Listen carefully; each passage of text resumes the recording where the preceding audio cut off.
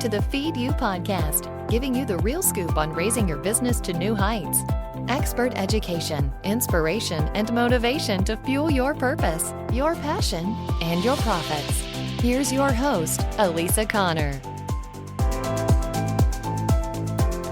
Hello. Welcome to the Feed You podcast. This is Elisa Connor, and I am your host, and I'm so grateful you're here. Thanks so much for tuning in, whether this is your first episode or your 67th, because we are on the 67th episode. That is so exciting for me. When I dreamt of starting this podcast, I never knew, if it would take off, if people would listen. And I have to tell you, it warms my heart to see the impact that I'm able to make, especially in global areas that I had no idea that I would ever reach. So if you're listening from across the world, I really, really appreciate you. And I'm so grateful that you're here. And I'm so grateful that the things that I'm sharing with you are impacting your life. If you're local, same goes for you. I'm glad that you take what I'm sharing with you and implement it into your year.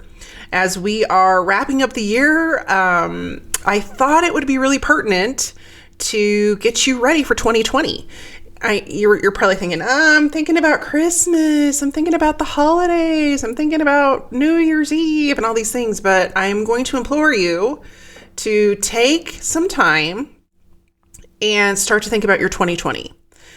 Does it all have to be perfected before December 31st? Absolutely not. But I'm going to give you a really simple system to get you started and get you headed in the right direction. And you know me, I talk a lot about intention.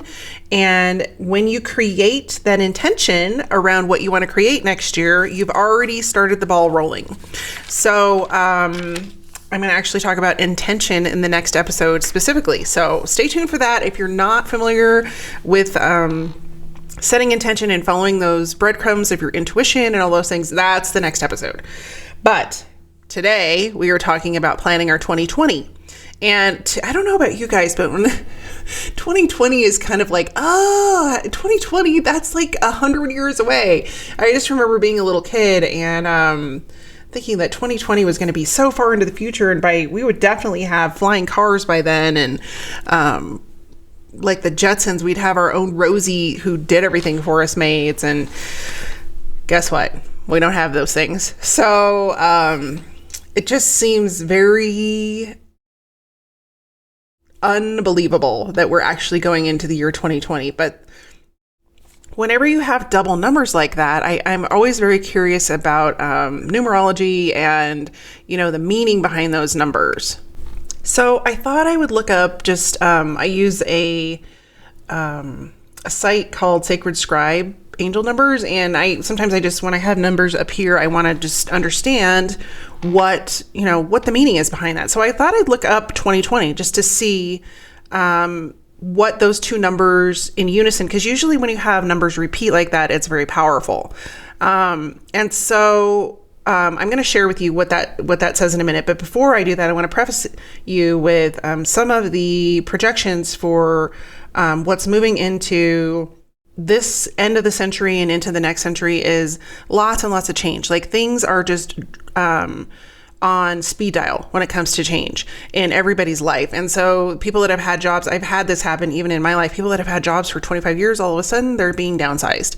And so there's a lot of change coming, and sometimes that can scare people. And I just want to encourage you to understand that change is not bad. Change is just your inner guidance leading you to the next step of your purpose. And we all come here with a purpose. We all come here with something that we are supposed to help people with and somehow impact the world by what we do.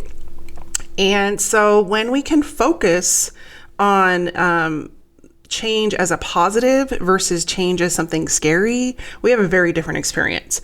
And so as I read the definition of 2020, it's so pertinent to what's going on in our world. We have a lot of discourse. We have a lot of, I almost want to say lack of compassion for others. We have a lot going on in our world as far as my way or the highway. And I've been through an experience that I'll share with you in just a minute that really helped me believe and understand and reiterate in my own mind we are not that far apart. And so I want to encourage you, if you have a different belief system or you have a different set of, religious values or personal values that could be different, or political values that are very different from other people that either are in your life or that come into your life, try to find the common ground.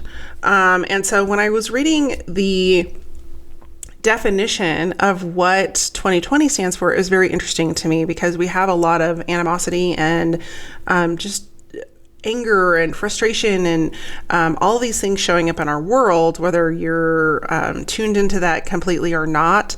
I mean, all you have to do is turn on the news and you see people like butting heads all the time. And I personally believe we have more in common than we have in differences. It just takes the ability to focus on the commonality of what we want to strive for. And I'll share a story with you in just a minute about what I mean. But first, the angel number 2020, what this definition said to me was that it encourages you to display compassion, diplomacy, consideration, and adaptability as you passionately serve others in your day-to-day life. Take a balanced, harmonious, and peaceful stance in all areas of your life, yet stand strong in your personal convictions and act accordingly. You have a great deal to achieve in this lifetime. With devotion and inner wisdom, you will be able to successfully manifest your desired results on all levels. And since it's a double-double, you have the number 2 twice, and then you have 0 appearing twice. So I wanted to let you know, and then when you add those together, you actually get the number 4. So there's several numbers here that are impacting things. So when we look at 2020, you have the ability to take that thing you've been dreaming of, your most ambitious dream. So if your dream in your business is to make $1 million, maybe that's where you want to get to. There is the energy and the support from God, the universe, the divine, however you want to define that in your world, behind you, especially right now, because of the way things are aligned and where we are in our period of the timetable. The universe is supporting us to have wonderful things happen, and that things we may not be expecting because they're happening behind the scenes for our best good are going to show up very quickly in the near future, and you're going to be able to experience opportunities that you just thought were way out there and that were untouchable. They're going to just appear in your life. And so when I read this, it tells me we need to look at the big picture and just take little steps to get that picture to come into focus. And so it's very interesting that I'm reading this, because that's what I'm talking about today, is how we can look at that. Actually, I take that back. I'm not talking about that today. I'm talking about, well, part of it's today, but I also have another episode coming up about not just setting your goals, but how to actually get to your goals. And so that aligns very much with this definition. So let me tell you a little bit. I'm just going to share a quick story with you. So I contract with another group and am able to work with entrepreneurs on a one-on-one level for a couple of days. And I had the pleasure of meeting a couple from out of state who have very different religious views than I do. They're very conservative. They're very much based in Christianity. Not that I am not, but very, very conservative, stringent rules about how their belief system works. And we were in a conversation just last night, actually, and this came up. And you know me, I am very much tuned into energy and thought processing and all that sort of stuff. And if that resonates with you, you're probably still listening to the podcast. So being in a conversation with them, it started to get a little bit heated because they wanted me to believe what they believe. Well, the reality is that they weren't going to change my beliefs, and us arguing about it was only bringing up negative energy. And so I stood firm in my belief, and I said, I'm not asking you to believe what I believe. I'm asking you to hear that my belief is different than yours, just as I'm hearing that your belief is different than mine. That doesn't mean we don't have commonality. So the conversation then turned to something I shared with them about, which was a complete turn in the conversation about one of the big goals I have for myself for the next 10 years is to create a resource center for the homeless community in Denver, specifically because I'm in Colorado. And by what I mean by a resource center is it is not a shelter. It is a center in my mind, and that's where it is right now. It's fully based in my mind. Like I'm putting the intention out there, but it has not started to come to fruition yet. But a resource center where people that are homeless have the ability to go in and prepare to search for a job, look for a job, get ready for an interview, make phone calls, get connected to companies in the community that are hiring people that are homeless, and give them the resources to get back on their feet. And so I'm not sure exactly what that looks like. I just know what I want it to become so that we can help others get back on their feet and be proud of themselves for contributing to society in a positive way, but also to just give them a chance. When I did a mission trip a couple of years ago in San Francisco, I was made aware, because I did not know, that a good majority of the people that are on the streets that are homeless in San Francisco actually have bachelor's degrees. And the reason that they're on the streets is because the cost of living in San Francisco, which now Denver's cost of living is equal to that, had one thing or another happen. So maybe they had an illness, or they got fired from their job and couldn't get another one quick enough. But they lost everything. And so it was just that quick. They are educated, they are smart, they have workability, but one thing or another led them to losing everything. And that just really didn't sit well with me, because I'm like, these people did everything right, and yet they're homeless. And so long story short is that I shared this vision with these people. And at the end of the conversation, even though we had differing opinions about what we believe, their response to that story was, let us know when you get it started, because we want to be one of your founding donators. And I thought, this is a perfect example of getting on the same page with people of different belief systems, and that we really aren't that far apart in who we are as human beings. And it's okay if we have different belief systems. It's okay if we think different things, as long as we can look at each other as human beings and realize we're not that different. And I think that's what's really going to heal this country. And I really didn't intend to go on that on with that story, but I really thought it was important to share all of that with you, because as you set your goals for 2020, I want you to think about the bigger picture. And this is sometimes, as entrepreneurs, we get stuck in the minutia. We don't think about the bigger picture. Like, I hear people say, oh, I want to make 6 figures, or I want to make 7 figures. And then they don't really have a reason why. And so as we walk through this process of setting your goals for the upcoming year, I want to give you definitely I'm going to give you a process to do that. But I also want you to really think about the why behind the goals you're creating. Like, why are you creating those goals? Why is it important for you to reach those? Because if you don't have that why solidified in your mind, it actually is going to prevent you from reaching your goals. And that's the last thing I want. So before I jump into that process, let's take a minute and listen to our sponsor. Hey there, Elisa here. I wanted to thank you for a minute for tuning in every week. And I'm hoping that you're listening and learning and getting everything you can out of this podcast. But I'm wondering, do you listen every week and you learn something new, and then you just go on about your day and never implement or execute? If you do, if that's you, you're not alone. You're like most typical business owners. You don't have time to figure out this marketing stuff on your own, which is why I'm creating the Simple Marketing System program to walk you through everything we talk about in this podcast and hold your hand as you go along. People pay thousands of dollars to work with me on a one-on-one basis, but I wanted to be able to offer this to everyone at a price that is amenable to everyone's budget.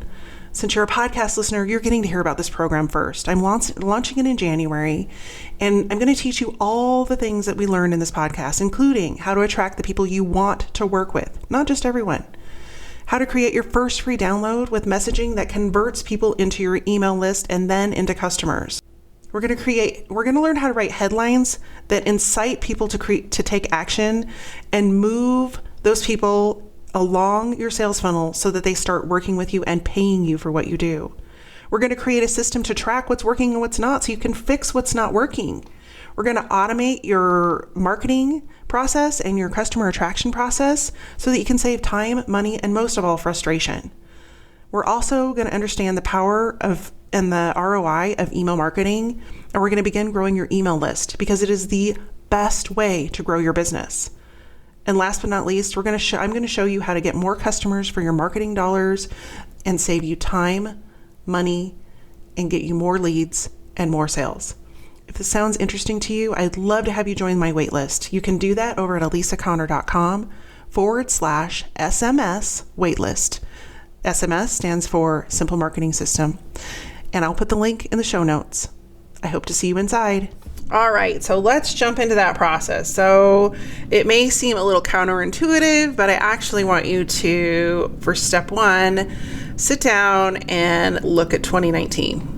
I want you to review your year. I want to look, if you wrote down your goals for this year, I want you to pull those out. I don't know about you, but sometimes I get a little distracted with what I'm doing. And as an entrepreneur, I think that comes with the job description. We have a lot of ADD. And so the things that we intend on completing in a year are really not what takes us the furthest on our journey. But I do want you to take a look at, 2019, and we're going to do a little bit of a review.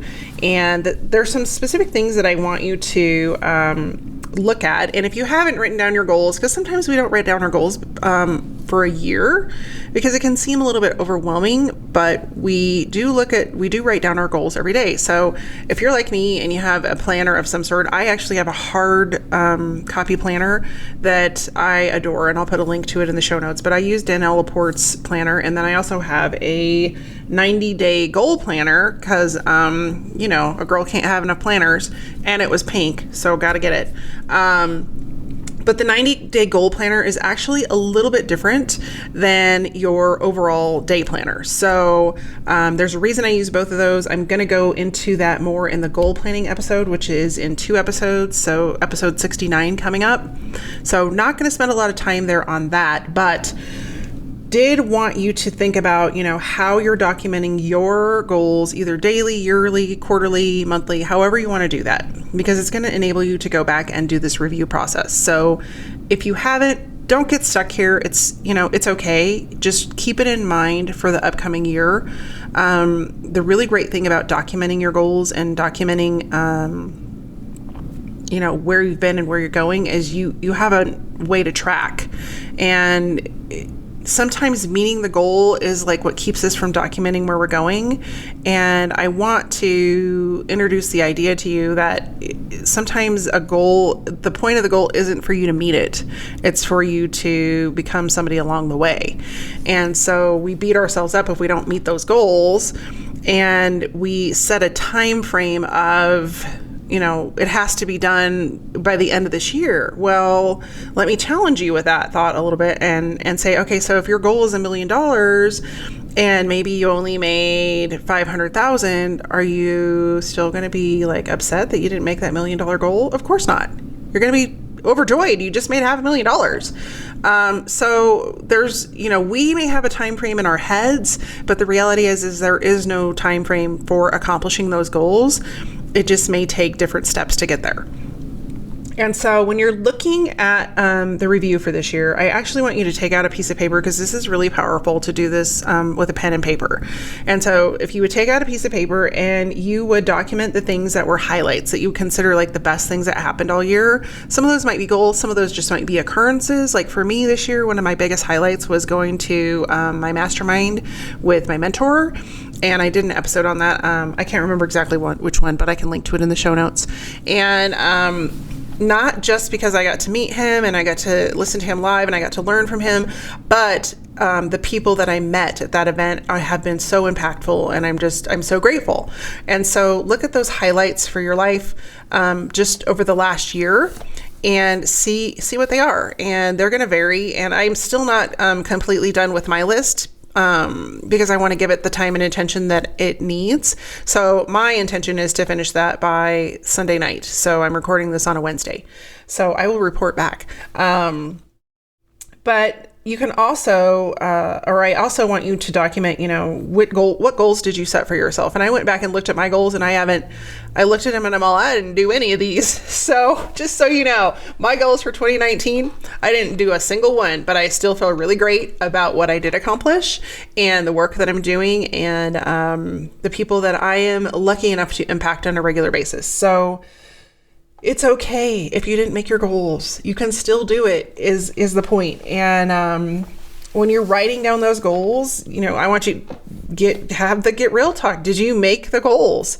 And if you didn't, then ask yourself some questions like, what did you learn along the way? Was what you learned more important than reaching the goal?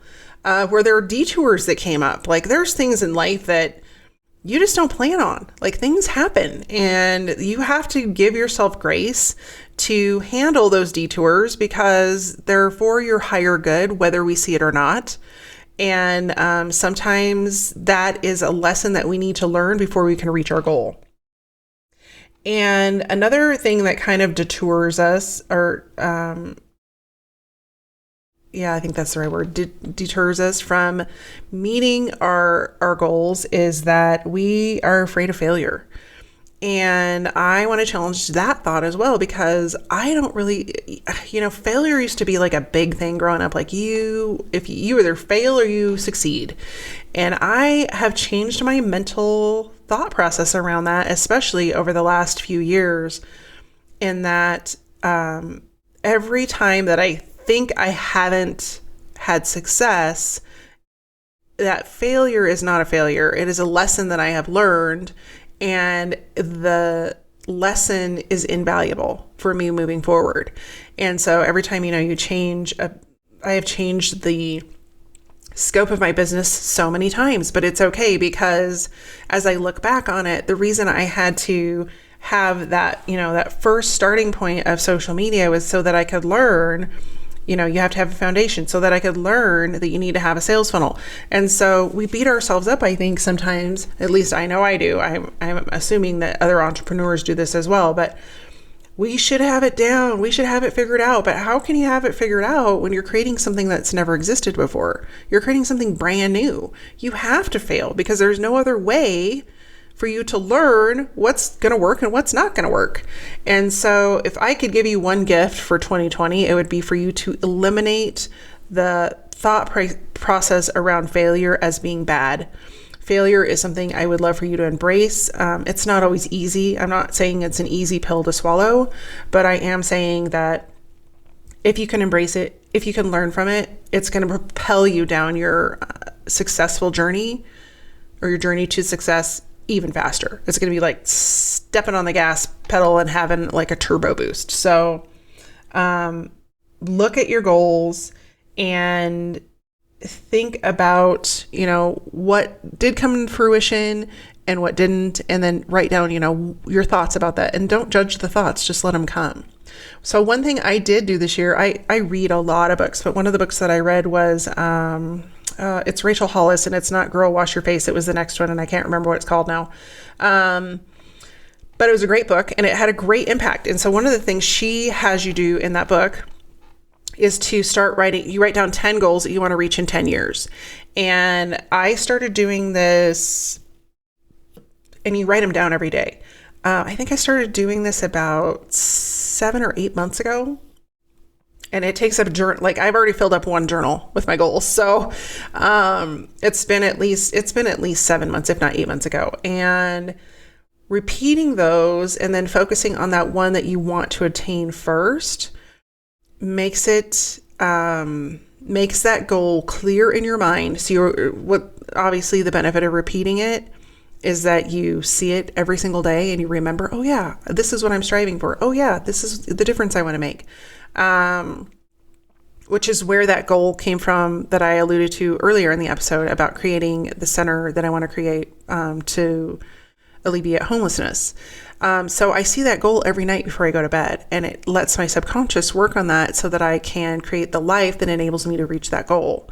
And I encourage you, if you haven't read the book, I will link to it in the show notes. I just don't have the title in front of me, but it's Rachel Hollis. And one of the other key pieces to that is, as you're writing out those goals and you have your 10 goals, really to figure out, okay, which one can you reach first? Which one is the one that's going to make the biggest difference in where you are in your life now and how are you going to get there? And because 10 years, you have 10 years to do these 10 goals. So don't freak out. I mean, make them big. And when I did that, that shifted everything for me and the way that I look at my business and the way that I help people and the way that I'm growing my business.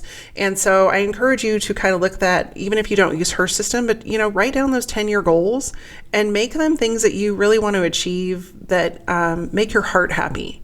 They don't have to just be like, oh, I want to make $5 million because everyone tells me I should make $5 million. Like, if you want to do that, great. But if you're just doing it because someone else thought it was a good idea for you, I want you to reevaluate that. I want you to think about, is that truly going to make you happy?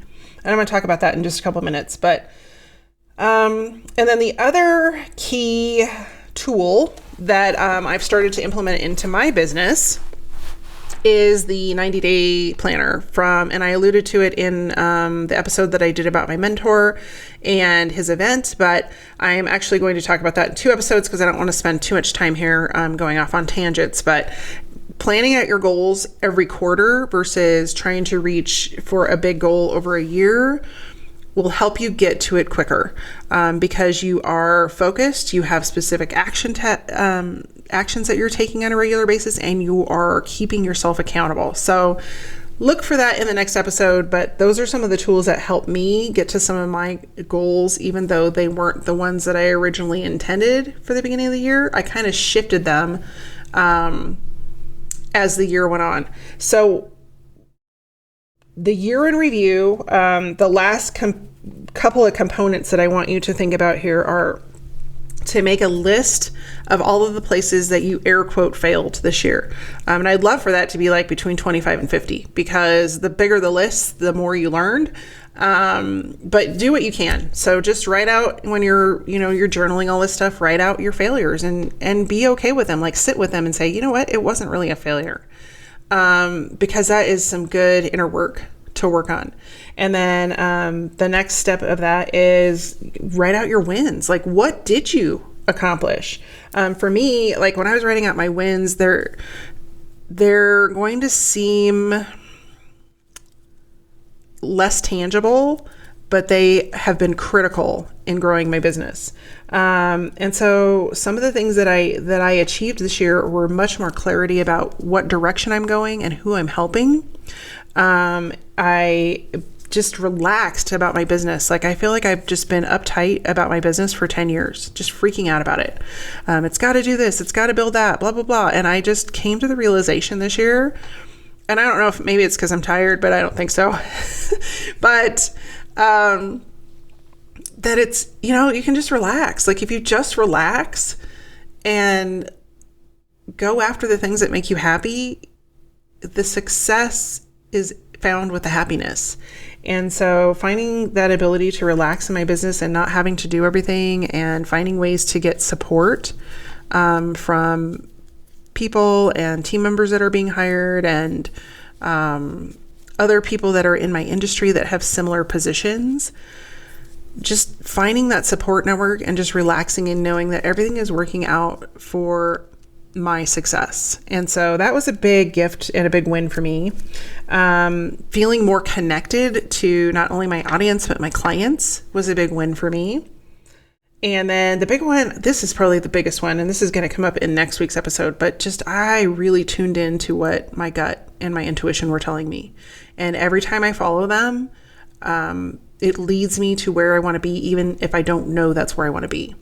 And so some of the wins that you may have may not be tangible. That's why I'm sharing these specific wins with you.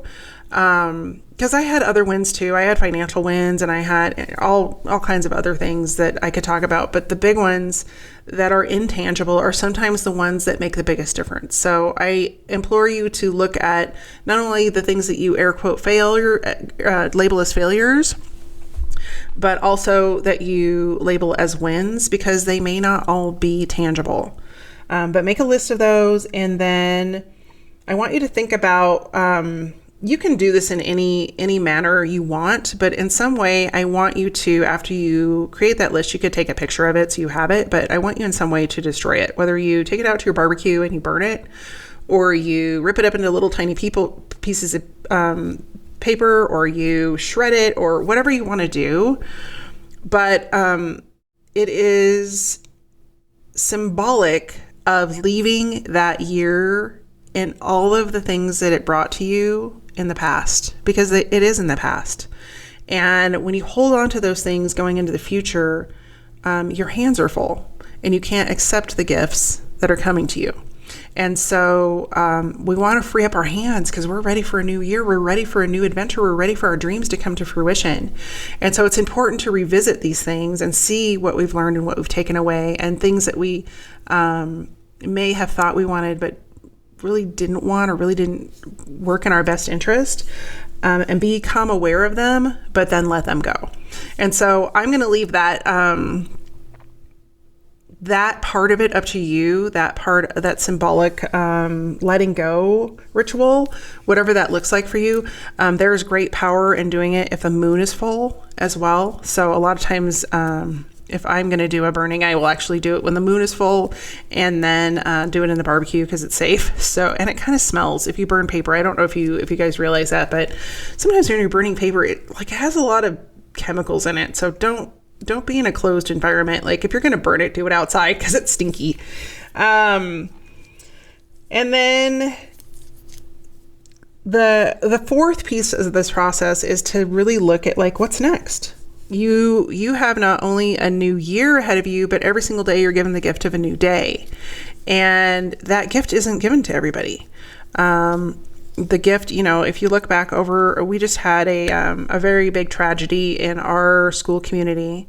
We've actually had two in the last couple of months, and you just don't know when that gift isn't going to be available anymore. We had a senior, so my son is a senior, my oldest son is a senior, and over the weekend, one of his classmates, who was a great kid, he's a football player, had everything going for him, had, scholarships coming. He was in a fatal car accident, and he died. And it still shakes, it's still shaking me to the core because it's just heartbreaking for his parents. But it is a reminder that being here today is a gift, and we are here we have a purpose. And people are waiting for us to fulfill that purpose. So if you are ever in doubt and you ever are weary of why am I doing all these things? There is a reason. There is a reason, and people are waiting for you to step into that. So as you set these new goals, keep in mind that it is a gift to have this new day and this new year. And when you're setting those goals, go for the biggest impact.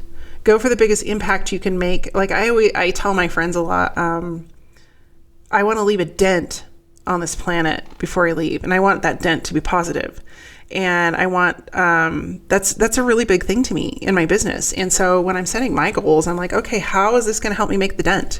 And, so I want you to take that challenge. I want you to think about what that means for you. What does it look like for you to leave a dent on the planet and make positive impact and be remembered for what you've done? Even if it's, not at a celebrity level, the people that I impact, sometimes I don't even realize the people I impact until they reach out to me and go, oh my gosh, yes, without you, this, and this wouldn't have happened. And that smaller impact is almost more important because you are impacting people every single day, whether you intend to or not. So be aware of, that impact. And then I want you to write out your goals. And I really want you to choose 3 goals, and no more. 3 or 4 goals. That's it. Because when you have a whole list of goals that you want to accomplish, it right then and there, it's overwhelming. And in an ideal world, I want you to choose the one that you want to make happen first and break it down into 90 days. And you're probably thinking why? Why do I want to break it down into 90 days? Well, we're going to talk about that in a couple episodes, but the reality is this, is if you have 90 days to complete it, it will take 90 days to complete it. And so if you give yourself a year or 3 years or 5 years, it will take a year or 3 years or 5 years to complete it. And goals are met by taking little steps every single day toward where we want to go. And when you have big lofty goals like creating that $1 million business, if you're only making $2,000 a year, there's a gap there. So we got to fill in that gap by taking action and getting to that goal over time. It's not going to happen. You're not going to wake up one day and make $1 million. That just doesn't, it's not realistic. You have to set the goal. You have to start taking steps to make it happen, and you have to start taking action. So I would recommend 3 to 4 goals, because you can break them up by quarter, and then you can create daily actions around that. So the other piece of this that I alluded to is that sometimes we set goals because we think it's what we want, but it's really the influence of what we think other people want. I don't know if that makes sense. So it goes back to when I referred to, I have a goal to make $1 million. Well, why? Why do you have a goal to make $1 million? So I have a goal to make probably $5 to $10 million in the next 10 years. But my goal behind that isn't because I want a bigger house and I want to drive the fanciest car. And it's because I want to build that resource center for the homeless. So that's my bigger goal. It's like the more money I can make, the more people I can help. And the more people I help, the more money I can make. And I've said that before. And so think about the bigger impact of your goals and why you want to reach those goals. And is it something that's in alignment with who you are and who you're becoming? I hope that makes sense. So that is setting the goals was kind of a longer section there, but you want to set your goals. And something that I did not mention that should probably happen prior to setting your goals, is if you can do your planning away from your typical office environment. So for the last couple of years, what I've done is rented a hotel room just overnight, just me. Sometimes I go with a friend. Sometimes this year I'm going to go with a colleague that has a very similar business to mine, and we are renting an Airbnb for 2 nights. And what that does is it takes you out of your work environment and gives you the ability to focus 100% on this process. And when you can focus, you get really clear really quickly about not only where you want to go, what you want to do, but the steps to get there. And so I'm going to recommend that if you in some way can leave your normal office environment, and if you don't have the budget to go to a hotel room, it's okay. The local library has free study rooms. At least ours has free study rooms, and most libraries have an area where you can go and work for free. There are different coffee shops. There are there's always a place, even if you don't check into a hotel, like most unknown secret, or maybe people know this, but you can actually go to a lobby of a big hotel and just have lunch or whatever and hang out there for a good chunk of the day and just power this stuff out. But it gets you out of your status quo. It gets you out of where you normally are working and the distractions of what take your attention, and gets you in the flow of actually getting ready to go into the new year and a plan to get you there. Because I'm a big proponent of creating a plan. In case you guys missed that in any of these episodes, make a plan. So give yourself the gift of getting away from your typical office environment, however that looks. And even if it's just for a couple hours here and there, you can do that too if you can't give up an entire day. We happen to be doing this right after New Year's, so our children are still on break, and we're intentionally taking the time to plan. And when I didn't do this, when I didn't take that time to plan, my year was just a hot mess. I'm just going to say it was a hot mess. Like, it took me longer to get going. It took me longer to figure out what I wanted to do, versus the years that I actually took the time off away from my business. And sometimes we get freaked out. We're like, no, I can't take off time. I have people to serve. At what point, I'm going to ask you, at what point are you going to take back control of your business and stop being a people pleaser? Because if you're constantly saying, I have client work, I have this, I have that, you own your business. You are giving control and ownership of your business to other people when you can't make time for yourself to work on your business. So I'm getting off my soapbox now. That was very soapboxy. But it's true. If you don't take the time to work on your business, it's never going to change. And then you might as well just call it a job, because now you just have 500 new bosses that are all your clients instead of one. And you are the CEO of your company. You. And so that means you have to have the vision, you have to set the expectations, and you have to intentionally create goals that you can go after. And if you don't give yourself the time and the necessary commitment to make that happen, it's never going to happen. So, okay, off the soapbox. And so I talked a little bit about why you want to reach your goals. And if you aren't connected to that, like if you just set goals and you don't really have a why behind them, I highly recommend, in fact, I don't want to say I require it because that's not the right word, but I want you to stop and think about that. Like, you have all these big goals, like why are you reaching for them? Because when you don't sit down and figure out, the why behind what you're doing, it is a one-way ticket to burnout, frustration, overwhelm, spinning your wheels, and there's no way to fix it. There's no way to make it better if you don't have a bigger why than I just want all the money. The money isn't going to make you happy. Like, you have to figure out what makes you happy now. And the money is great to help, you do some of the things that create joyful experiences, but it's not, none of that, the money isn't going to make you happy. And so I'm imploring you to look at your goals. And if you do have money goals and you have different things you want to get, like if one of your goals is you want 10,000 new Instagram followers, why? Because I know people that have 10,000 Instagram followers who have not one dime in their bank account. And so if it's just because you want to be one of those, up and coming popular people with 10,000, people that follow you, but they're not buying a thing from you, what's the point? Like, and you're just now a number in their list. So I just want you to think about whatever those goals are. I'm not saying they're wrong. I'm just saying I want you to think about your why in why you want to create that. And then I want you to identify the other piece of this is I want you to identify like distractions, like what got in your way or what gets in your way on a regular basis from you focusing on those goals. And one of the things I just mentioned was client work. And of course, client work is necessary when you're working with customers and clients. That's very important. You need people to buy your products and services. But if it's getting in the way of you reaching for bigger goals, you have to kind of look at that and go, okay, how do I fix this? Like, how do I get rid of the distraction of constantly having to be working with a client or constantly at their beck and call?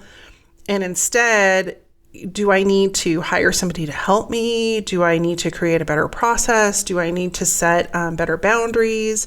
One of the things that I had to finally do in my business, and this is 100% on me, was I had to create very clear deliverables for people when we were signing contracts, because I am a recovering people pleaser. I want people to be happy. I want them to be successful. I am very invested in their results.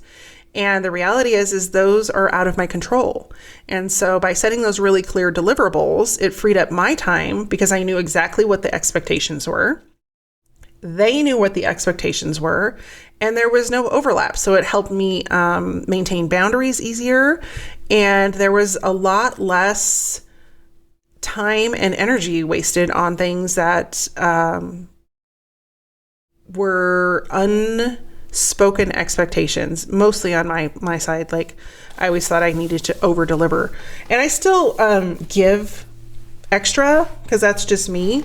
But I've gotten a lot better at, instead of like, here's the whole moon, I'm like, okay, no, this is what I actually need to deliver for this client. So what are those things that are distracting you and taking you away from meeting your goals? I just want you to be aware of those. And if you Maybe you don't know yet. And so that'll be an exercise for you in the next month or so to just kind of document, oh, this is what's taking my time. This is what is, instead of doing this, I did this. And so just be aware of what those distractions are so that you can begin to eliminate them. And then the next piece of this process is choosing one goal and going into 2020, like choose that big goal that you want to go after next. And then either how do you break it into smaller goals or, why are you choosing that one? And how are you going to dedicate time so that you can focus on reaching that? So your brain can really only focus on one thing at a time. And the example I want to give you is when I was, this is it was about 8 years ago. I decided I wanted to do a triathlon. And growing up, I was never super athletic. I was very gangly. I'm super tall. So I'm almost 6 feet tall. And so growing up, I was all arms and legs and nothing else. I was skinny and all arms and legs. And I don't know if you're tall, but sometimes you can't control your arms and legs when you're growing. They're just gangly and weird. And so I was never super athletic. And I still am not a very good runner. It's just one of those things that I can run, but I don't enjoy it. But I decided, I had some friends that we had decided together that we were going to do a triathlon. And so we trained, and it was, a good 3 to 5 hours a day in the gym. In a triathlon, for those of you that don't know, it's a bike ride. Well, you do your swim. It's an open water swim, and then a bike ride, and then a run. And I think the swim is 1 mile. It might be 2. It was between 1 and 2 miles. It's been a little while since I've done it. The bike ride was 23 and a half miles, and then the run was a 5K, so just over 3 miles. And so a lot of preparation. We started training for this about 9 months before the triathlon, 9 to 12 months. And I had a partner in crime that would go with me in the morning. We would start swimming. We would be at the pool and in the pool by 5 a.m. We would swim for an hour, and then we would go to a spin class, and then we'd go home, and our kids would be up, and we would get them breakfast and start our day. And then later that day, we would meet to either run or, because you had to do all these things every day. And so the point of the story is that I went from this very not athletic, not in shape person to the best shape of my life. And it's because I put my time, attention, and focus on completing that triathlon. And the same goes for your business. So where you put your attention is where your focus will go and where your business will go. And so if you are constantly running a fire drill for all your clients and you're not giving yourself the focused attention to get to your next goal, you're never going to get there. And so cluing into your brain and controlling not only your time, but where you spend your energy and your thoughts will also make a big difference in growing your business. So if you haven't already tuned into kind of shifting your thought systems and your processes about, I think a lot of time as entrepreneurs, we spend a lot of time beating ourselves up. And so, and that just takes us down the rabbit hole. I don't know about you guys, but you go down the rabbit hole and you're just it just gets worse and worse and worse. And it's instead of that, I want you to get in the habit of giving yourself grace and instead focus on where you're going. Focus on what little thing you can do to get there next. And then put your energy there, because when you put your energy there, you're going to get there. Because when I started that triathlon, I'm I don't even know if I can do this, but I'll just try it. I'll just keep swimming. I'll just keep biking. I'll just keep doing all these different things. And sure enough, I got there. So the last couple things that I want to leave you with are, as you are setting your habits to reach success, there's 2 really important things to do. when you're creating these goals and you're setting them for into next year, besides figuring out like why you want your big why around those goals, in some way you need to hold yourself accountable to reviewing where you're at, what you got done, and where you're going. And when I say review that, I almost think you need to do that daily. You don't have to review your big overall goal every day, but at least review, okay, here's my 3 steps that I'm going to take this week. And then by Wednesday, did you get any of those steps done? And if not, well, step it up a little. And if you get to Friday and you haven't, maybe you only got 2 done, that's okay. You got 2 done. Like, don't ride the fine wave between accomplishment and beating yourself up.